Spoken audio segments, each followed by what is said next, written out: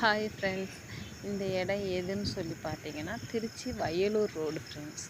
இந்த ரோட்டை நான் மனசுக்கு ஏதாவது ரொம்ப கஷ்டமாக இருந்துச்சு, வீட்டுக்கார் திட்டிட்டாரு, பிள்ளைங்க எதனா சொன்ன பேச்சு கேட்கல அப்படின்னு சொன்னால் கூட எனக்கு இந்த இந்த ஸ்டெப்பில் உட்காந்து ஒரு 10 நிமிஷம் 20 நிமிஷம் நான் உட்காந்துருப்பேன் ஃப்ரெண்ட்ஸ். உட்காந்து பார்த்துட்டு இருப்பேன்.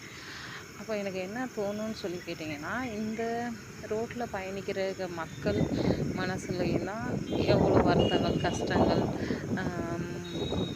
ஏதோ ஒரு வழி எல்லாமே இருக்க தான் செய்யும். இருந்தாலுமே கூட அவங்க இன்னும் ஓடிக்கிட்டே தானே இருக்கிறாங்க, மூவ் ஆன் பண்ணுறாங்கல்ல.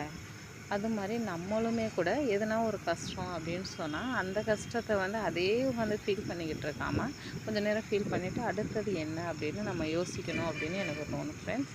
அதுதான் ஃப்ரெண்ட்ஸ் உங்களுக்கும் சொல்கிறேன். கஷ்டம் பொதுவானது. அதை கொஞ்சம் நேரம் ஃபீல் பண்ணிவிட்டு அடுத்தது என்ன அப்படிங்கிறத நம்ம எல்லாரும் யோசிப்போம் ஃப்ரெண்ட்ஸ். ஓகே, பாய்.